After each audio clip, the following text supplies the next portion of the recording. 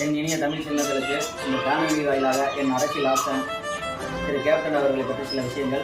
Captain அவர்கள் விருதுநகர் மாவட்டத்தில் உள்ள அருப்புக்கோட்டை கிராமத்தில் சிறிய கிராமத்தில் பிறந்தவர். அங்கிருந்து தனது தந்தையின் தொழிலுக்காக மதுரைக்கு இடம்பெயர்பெற்று மதுரையில் ஒரு நெல் தொழிற்சாலை அரிசி ஆலையை அமைத்து செயல்பட்டு கொண்டிருந்தார்.